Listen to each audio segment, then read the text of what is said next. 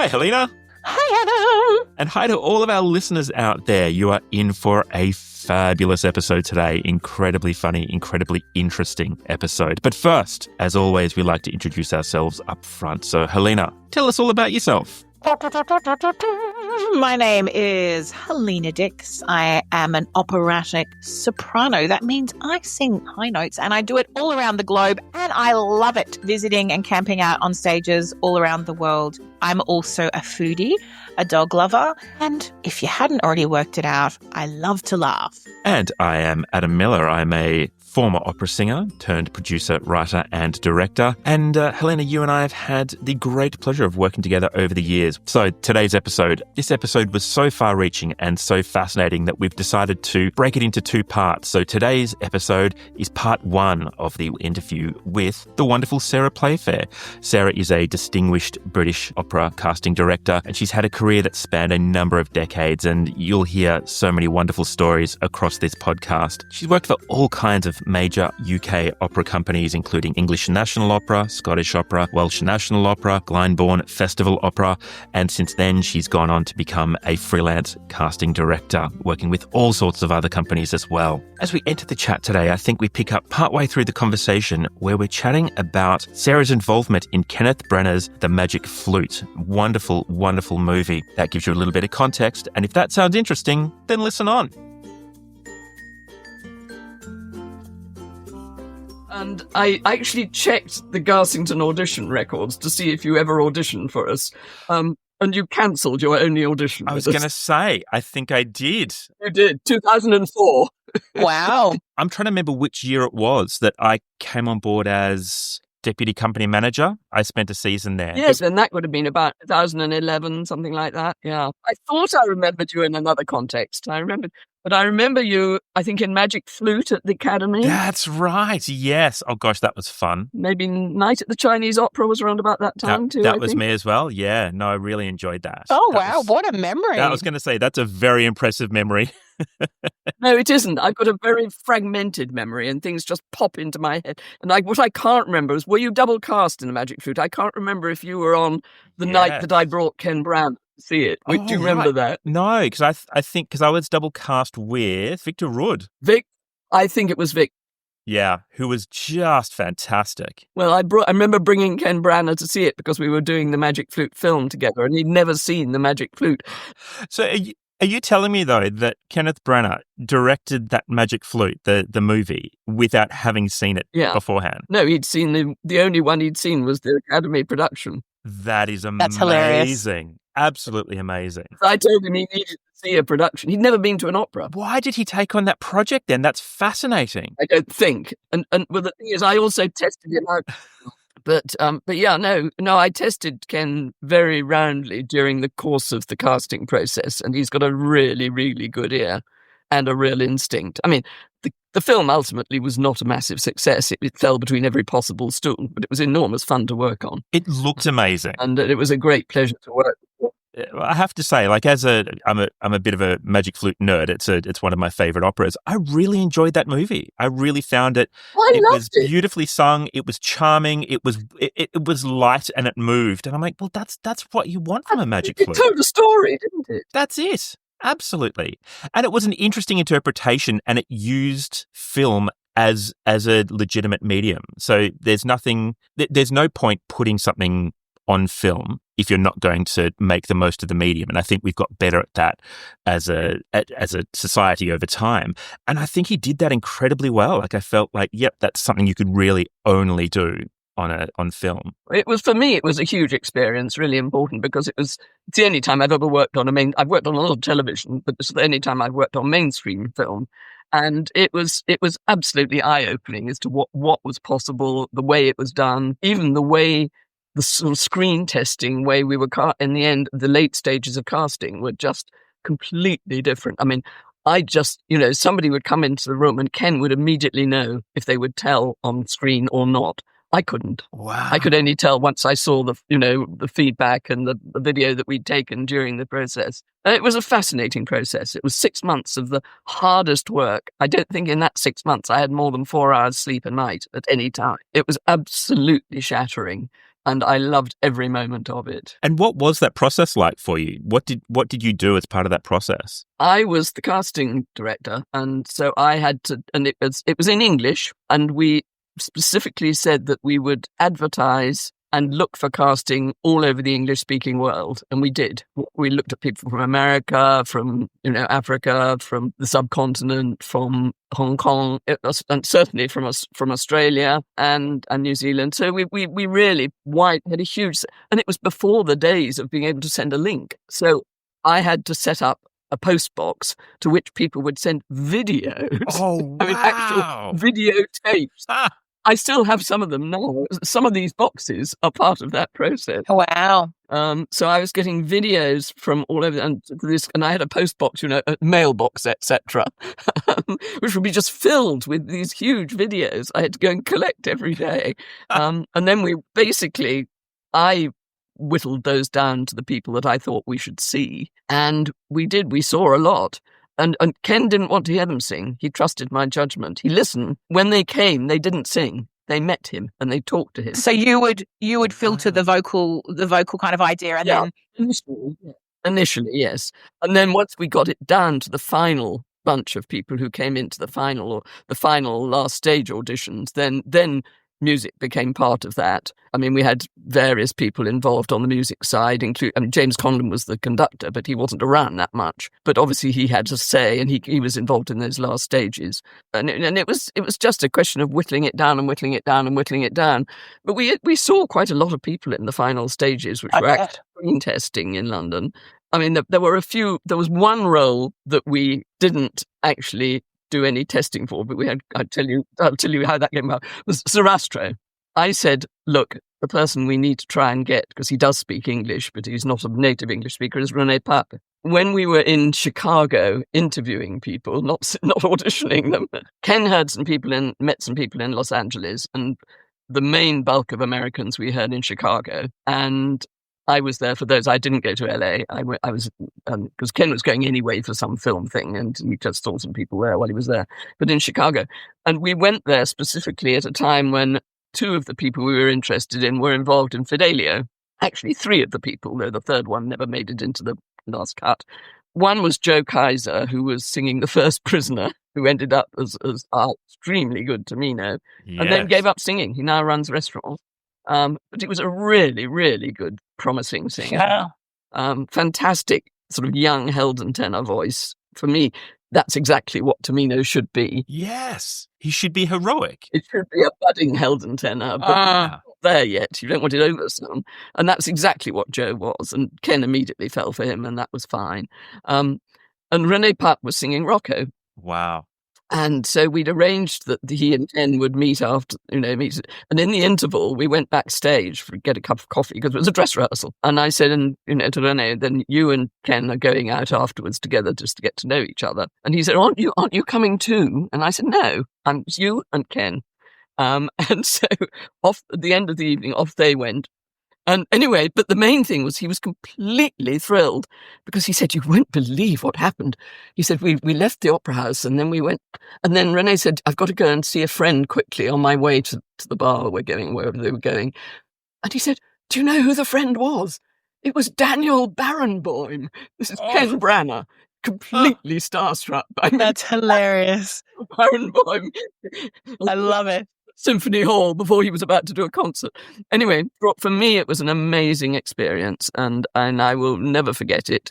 I'm still in touch. I haven't seen Ken recently, but I, if I see him, you know who I am. And did you get to, once everything was cast and done, did you get to sit in as well during recording? Yeah. Oh, fantastic. Yeah. Absolutely. It's amazing. I mean, I've never done a feature film as such, but even just doing film in Brussels when we did the recordings to attach to our Verdi premiere and working in cinematography with a producer and everything, it really opened up my eyes as well to completely. And we live for theatre being in the moment, and that's the energy that you need to bring, and it's just a certain kind of in the moment energy and skill, if you like. And then when you do cinema, it's the polar opposite. It's so exhausting, and just, can you do that again? And can you change the angle? And you're thinking, well, yeah, I can change the angle, but that was a good take. I was in the character. I was in the moment, and to have to redo it's really difficult. So much. I found it so thoroughly exhausting. I just, like, we had the smallest scene, in Italian and English, and then the Italian coach would be there with the headphones, and no, Helena, no, it's like one inflection, and then then you'd get the person on camera too who said your angle wasn't good enough and that you covered someone else, or that it was extraordinary. So I bet that was interesting as well to be a part of that. It absolutely was. I mean, I wasn't so much part of that. I was there and I was watching. Yeah. Recording the soundtrack. Absolutely, I was part of, and we were there at Abbey Road, and in a very, very tight time scale, with people arriving. Somebody was, I think it was Queen of the Night, Luba. Luba Petrova, do you know her? Have you come across her? She's been at the Met quite a lot as well, yeah. She's lovely. She was very young now. She was 26, I think. And she arrived, I think her flight was delayed. She arrived very late, and she had to, and that evening was her first recording session. And she said, I still remember her saying, she said, I'm not sure I'll securely have those notes by tomorrow. I've got them now, but I think we need to record them tonight. Wow. To make absolutely sure, because I'm exhausted after having a terrible journey. I can do it now. I know I've got them. I've warmed up. I've got them now. I can't guarantee how I'll be tomorrow morning. And she made Ken stand behind her and wrap his arms around her like that and hold her across the diaphragm. He was terrified. I wasn't hit him. It's his first time working with operating. And this was, of course, before we'd started the actual filming. So. Oh, that's a trial by fire right there. Gosh, wow. What an incredible experience to be a part of. It was. It was 20 years ago, and I still cherish it, as you can tell. Oh, yes. What was the audition experience like then for singers coming in, expecting obviously to audition in the standard way that one does, and then it just being a conversation? How did that throw singers? We warned them what to expect, and I mean, apart from anything else, the meets were actually the London ones. The ones in Chicago were done in Andrew Davis's office. Oh, okay. His room at the Chicago Lyric, which was very kind of them. Which did have a piano, but the ones in London were done in a hotel near Charlotte Street, in a small room with a bathroom and a window up the top of the thing, which Ken insisted on standing on the bath edges in order to smoke out of the window, so as not to have smoke in the room. Oh, that's dedication. But the other thing that none of them knew, which I didn't tell them, and which was very much part of it, was that Ken's personal assistant, who is his oldest friend, and very, very close friend, was stewarding the auditions. And so her report on how people behaved was a very, very important. I think this applies to any auditions to some extent. Sure. That was a particularly close relationship, and she reported on every single one of them. And some of them behaved very well indeed, and some of them behaved less well. Some of them turned up with enormous entourages, and some of them didn't. Gosh. It was a real experience, because also the applications, we insisted on having real photos of them personally, not when in the application had to include personal video or photos. Mm-hmm. So not just headshots or... Not headshots, not studio shots, not stage shots. Mm-hmm. Actual them in person. So we had everything from somebody who sent their complete wedding album. He made it through to the last stage but didn't get the job.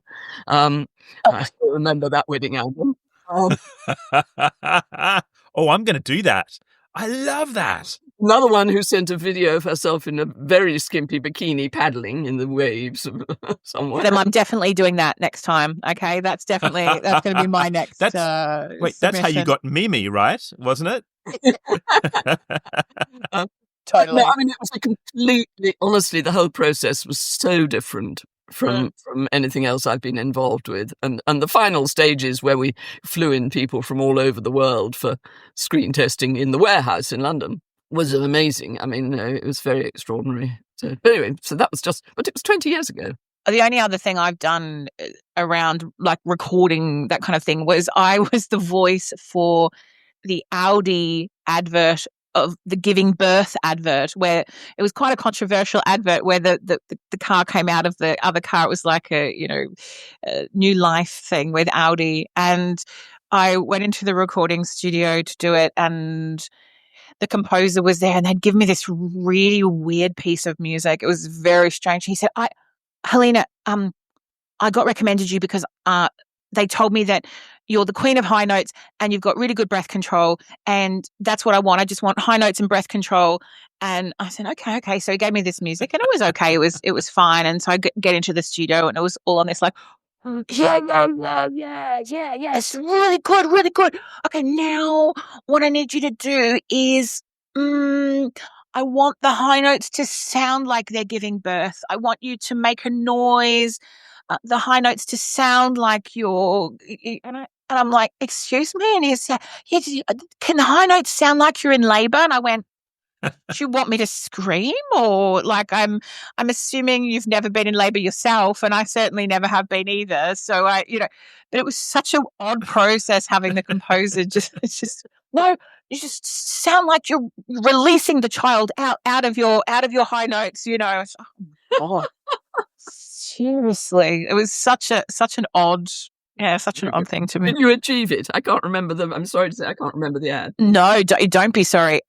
Yes, it was. I mean, in the end, it was. There was a lot of computer generated kind of sound around it. So I even listen and think, was that me? Like you can still hear it's me, which I found disappointing actually. But I guess that's part of being involved in a project like that. But the process itself was quite entertaining. I've never had anyone get so excited in a booth and ask me to sing high notes like I'm giving birth. It was certainly an experience as well. So and good money, I hope. Good money as well. Yes. Yeah. Absolutely. That's so cool about the Magic Flute. That's what a cool story. That's really bang on. I haven't talked about it for years. It was because of Adam and the Magic Flute, of course. Of course, yeah. I was first lady in Victor's production, and Colin Davis was in love with the first lady part, so he would sing along with me like every night. He knew. He sang along always with everything. It was the most. I used to, when I was first going to opera, I used to get the really cheap seats, which were right behind the conductor in the stalls, which was why they were cheap. He was. The first few times after that, and never again when he was conducting, because he made noises all the way through. So distracting. So distracting. It was awful. I remember Fidelio, actually. I remember him literally mouthing and making these awful noises. It wasn't even singing a lot of the time. Yeah. He's like, oh, and he said to me, sorry, your part's my favourite. And I was just like, oh, Jesus Christ. It's funny because I'm doing Flute again later this year for the first time since the Academy. Right. Yeah, so it'll be fun to revisit that actually, and to do First Lady again. I don't trust myself. I'm going to be a very naughty First Lady. But where are you doing it? In Adelaide, in South Australia. Yeah, you're back with us, Adam. There we go. Welcome back. Technology will always let you down. That's all right. We got you back now. That's the main thing.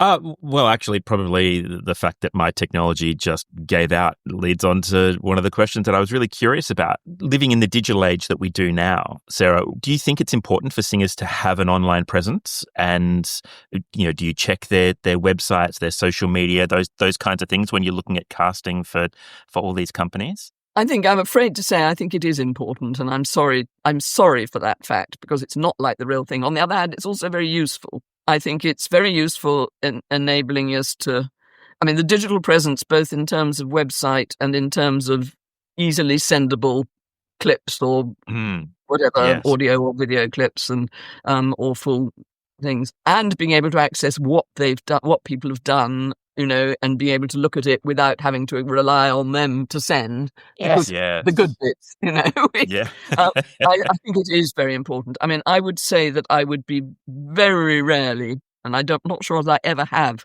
cast. I don't think I've ever cast purely on something that I've heard online, sent to me, or whether dipped into, possibly in an emergency. But I can't immediately recall an instance of that. But what it does do is give an indication. And I think this is very important. I mean, one of the jobs that I do regularly is helping to select the young artists for the Garsington Opera programme. I mean, this last year, we've had about 650 applications. Wow. For, I think it's about 40 places this year. Oh, wow. It's a bigger than usual chorus because we're doing Fidelio, which is a big men's chorus, and we're doing Queen of Spades, which is a big chorus overall. As part of their application process, they have to send us a video, not an audio, a video of themselves. They can send one or more, and they can also send us to their website if they want us to have the opportunity to hear more. And it's quite worrying. I mean, we're not talking about the standard of recording here. We're just talking about what people think is appropriate to send in. I mean, the proportion of things that we're sent which are literally out of tune. Wow. Wow. I mean, how can you send an aria? Ach ich fühl's, for instance, talking of Magic Flute, which somebody is singing just under the note from start to finish. I mean, how come they can even send that? Yeah. Why don't they realise that is not, it's not even faintly acceptable? They show it, say, get other friends to listen to it and say, is this something I should be sending? Absolutely. For a job. I mean, it's astonishing. And I think you can tell a certain amount. What you can't do is ultimately tell the real vocal quality. You can't tell the size of voice. Yes. But what you can do is tell whether somebody has an instinct for phrasing, how musical they are, their use of language, whether they can sing in tune. Yeah. Wow. And I mean, what it is good for is elimination, not for casting, but for elimination of possibilities, I'd say. So that, out of those 650, we will choose about 240 to hear live, just over a third, who we'll actually then call in to hear live and then reduce down to, the between 30 and 40 that we need each year. And do you think if you had have done this particular process prior to the digital age, or when you were doing this process prior to the digital age, when you're going through things, before it was more going through CVs and things like that, right? And then doing the same thing, but now it's that step further. I think there are two things here. One is that the selection process, I mean, the application process has been widened hugely. Sure. By the advent of the digital age, so that we now get applications from all over the world, and we get applications from South Africa, from America, from all over Europe, which in the pre-digital age we wouldn't have done. We would have been looking mainly at people who are living and training in the UK. And I think that is the big change. And I think that's a wonderful change. I mean, I'm really happy that we've got such a range of such diversity now in our young artists program. I mean, I think we've got 4, possibly even 5. So I think we've got 4 South Africans this year. We've got 2 or 3 Americans and some Europeans. It's amazing, and it's great to have that, because opera is a diverse, is by its nature a diverse art form, and it's very important that we don't just stick to people who are English or British or only trained here. And I think that's a big advantage. It still depends a lot on people. We don't pay to bring people over to audition. Last year, we did actually have, I think, 1 South African. But what we did, we had several applications from South Africa. We couldn't afford to send somebody there to listen to them, but we knew somebody in South Africa whose judgment we trusted. Oh, fantastic. So we got them to listen. And then we took someone on the understanding that that we trusted the person who recommended it. Before he arrived with us, he had also been taken onto the Etta Parker program, so we knew we'd made the right decision. So he came to us first, and then on to Covent Garden. So we knew we'd made the right decision. This year, we actually did send somebody out there to spend a week out there, also giving a lot of coaching and doing other things. So that's helpful. We can't do that every year. We'll probably do it every other year. In saying that you were surprised because there was something that was completely out of tune, and I agree with you, like, get it checked by someone that you trust. Don't. You should hear it yourself. You should. Well, you'd hope so. You'd hope so. So that's obviously just ridiculous. But from a visual point of view, is there any digital application that you've received where it's made you laugh, or there's something visually where you just think, what on earth? Like they're holding their cat or something during the audition, or I think so. You get the odd one like that. I mean, I can't remember any specifics. But yes, of course, there are some you think, oh, and the worst ones are the people who've got their dad playing the piano, probably. I mean, I think sad to say, because it's not fair on them. And it's not good enough. But I mean, some of them, but we accept the fact that people, and I think now, certainly if you're training to be an opera singer, actually budgeting to have some decent recordings made is and regularly, I'm afraid, not sending one that's 5 years old, is a really important thing. And that's 100%. I know. We all got used during COVID to homemade, things made in the bathroom on their phone, and we had to live with that. But I think it's now very, very important, and I'm afraid it is part of the selection process. So if you send something that's really crap, sometimes you see something in that and you think, it's I suppose it's the casting director's nose, Yes. You just have an instinct about someone that you think, actually, that person is probably worth bringing in to hear live, even though the tape was complete crap.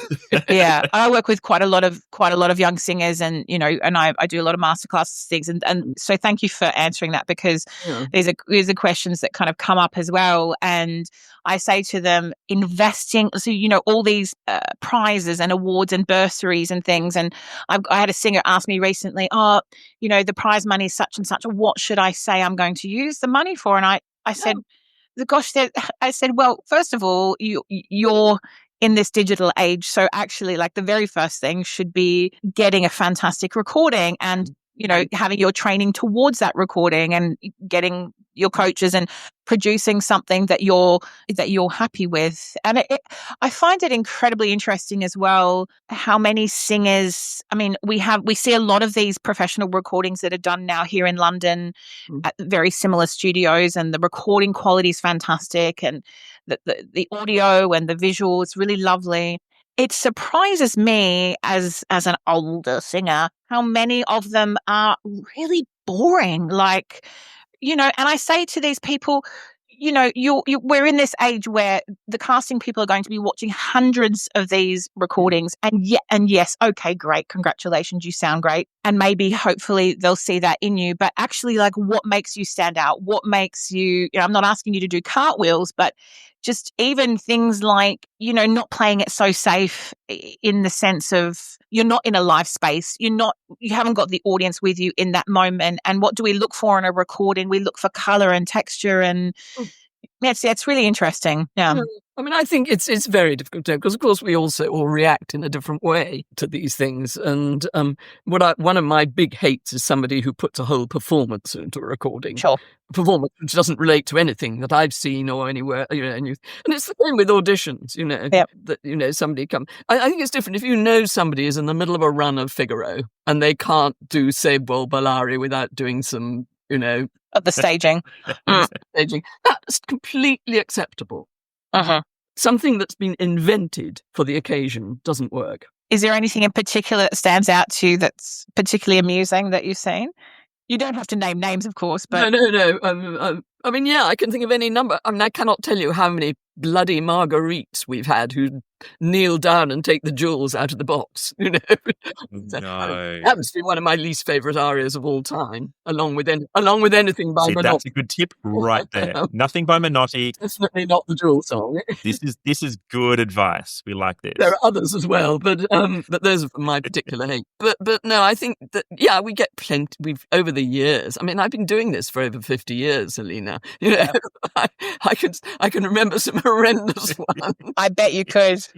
And one remembers the really bad ones. Oh, the worst ever was one who shall completely remain nameless, but I remember exactly who she was, and I never worked with her, and I'm not sure she's even in the business anymore. She came along and she sang 3 arias, and I'm now going to have to think rather hard about what they were. One was Pace Pace, you know that well from Forza. One was Parto Parto from Clemenza di Tito. Right. And what was the other? It was another 2 Ps, and I forgot, what could it be? I mean, they're for 3 completely different voices. Right, exactly, yeah. And It was a totally crap audition. And all she was trying to do was make an impression. I wish I could remember what the other one was. Parte. And someone had told her variety was important, but obviously, well, no, she was trying to be clever, and I remember her for all absolutely the wrong reasons. Yeah. But yes, I mean, you do. Sometimes you go through a day of really dreary auditions and you think, what is life about, and then you suddenly get one that just snaps, and it may be for a completely bizarre reason. It may be, sure, your back straightens up and you think, hey, this is interesting. And I can remember some of those particularly, actually. There was one years ago when I was at Glyndebourne, probably 30-something years ago now, in the days when we used to audition. You're probably both too young to remember, but there was this place called the New Gallery in Regent Street. Okay. And it was some sort of religious place, but it doesn't exist anymore. It was turned into a shop or something. And we all auditioned there because it actually had a very useful acoustic and was a good size. All the companies auditioned there. I can remember a particularly dreary day of auditions for Glyndebourne. I think it must have been Glyndebourne Touring Opera because it was me and Graham Jenkins were sitting on the panel. We were looking for, I think, a carabiner. And it was dreary. And then suddenly, late in the afternoon, this girl came on, and both of us just went like that. Oh, wow. And she was called Marie-Ange Todorovich. Maybe you've come across her. She's French. She's still singing. She's still in the business. Funnily enough, I bumped into her at Covent Garden, where we were both in the audience there 2 or 3 months ago. She just snapped, and she did a whole lot of roles at Glyndebourne, for several years after that. And you remember those ones, those are really, really special. Can you ever put your finger on what it is, or is it just something you can't? I can't put my finger on what I do, Helena, let alone what I see or hear. I just have a nose, an instinct. Sure. And I'm not looking for, I'm not a musician. Of course I'm musical. I played instruments as a child. I grew up in a reasonably musical family. My highest musical qualification is grade 5 theory. I played in several different instruments up to my university, not the main orchestra, my university, the second orchestra. So I'm musical. I'm also have dodgy hearing. And I remember Andrew Davies once saying to me, as somebody who is partially deaf, you have a very keen ear. Well, that's brilliant. And so what was it that got you into it in the first place, Sarah? Almost accident. I actually am, to be honest, not mad about opera. No way. And I think it's one of the things that's possibly one of my useful attributes, because I could be very objective. Yeah. I see. I'm mad about theatre, and I've been going to theatre since I saw King Lear at the age of 9, and I love theatre. And one of the things about getting older and pulling back from work, which is opera, means that I can go to more theatre. And I probably go to more plays now than I go to operas. But I do go to operas, but quite often not from choice. Okay, that's interesting. Wow. Look, opera, when it really works, is fantastic. I can remember being blown out of my mind by performances over the years. But then there are other times, and when it's really, really bad, it can be hilarious as well. That's very true. And one hopes that those aren't the ones one is working on. Yeah. But no, I'm coming to what I'm saying really in terms of auditioning and casting. I'm coming to it from a theatre direction. So I'm not just looking. I don't go for just voices. It's not what I'm interested in. I'm interested in what people convey, whether they're using the text. Of course, I can hear whether they're singing out of tune. I couldn't... Even if they can't. Even if they can't. What I cannot do is begin to talk to you or to anyone else about technical things vocally. I don't know. I don't do it. It's not what I do. There are other people on casting panels who can do that. So you hear it with an audience's ear in many ways. That's where there's a real superpower there. That's so true. Yeah, exactly. I'm looking for communication. I'm looking for the way they use what they've got vocally. I'm looking at how they use their intelligence, how they use text, how they communicate with their faces and their bodies. All of those things are what I'm there for, in my view. And I just seem to have an instinct of clicking a voice with a role or a voice with a type of role or a voice with a genre. Quite recently, John Dashak, who was one of my young artists at Glyndebourne many, many, many years ago, did an interview which he put out on Facebook. And I was astonished to see that he said that I actually, at an audition or something, or hearing him, said, he should be singing Czech music. That, he said, Sarah Playfair said to me, that's what I should be looking at. I thought, wow. I must have just heard something in his voice at that point that made me think that's the direction you should go. And I do think that. And I think, I hear somebody singing Italian music, and I think, no, they shouldn't. They should be singing French, or they should be singing German, or Czech, or Russian, or, Slav, or whatever. That's where their voice really will tell more than it does in the Italian repertoire that they've been studying at college or wherever. So that I somehow have an instinct. So have an instinct. And I think what I do nowadays, I mean, in the old days, when I was working for big companies, I was a person who actually effectively chose casting.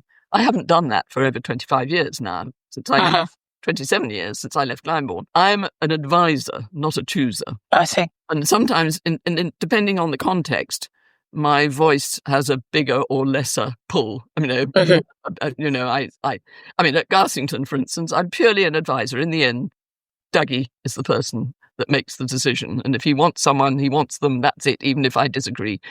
I mean, nobody is more pleased with me than if he chooses someone and it's brilliant. If he chooses someone, it's not so good. Then you remind him. No, I don't. No, I No, don't. I'm joking. I just think, not my fault.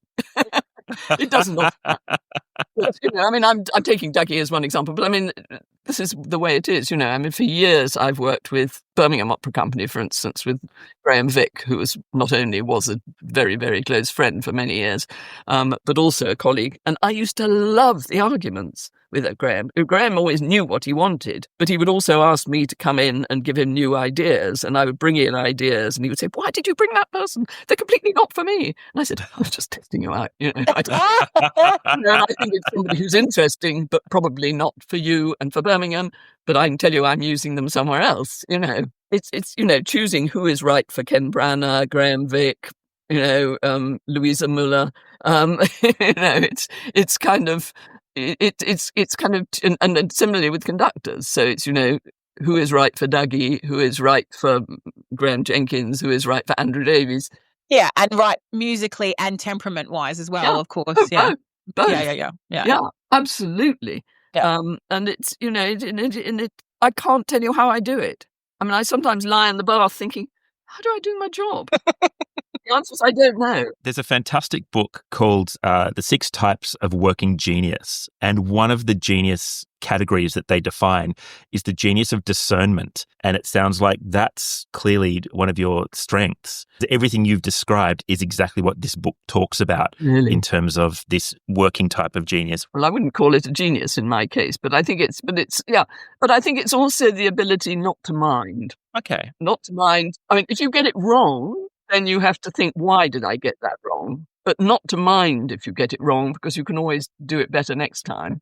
Do you think that there's a distinct difference between, obviously this depends on the situation, but what you see in the audition room versus what you see on the stage? Because, so many singers that you speak to say, "Oh, I'm crap at auditions." And if you ask a singer whether they think they've done well at an audition, it's this kind of usual story. I mean, I know for myself, I've gone in and thought, "Oh, rock on," and then never heard anything. And then other times when I've thought, "Oh, that was so bad, like so bad." But what I do say to singers, it's not about your evaluation of how you're doing, and actually it's an opinion at the end of the day. And I say this to singers all the time. I say, you can think that you're perfect. Perfect's got nothing to do with it.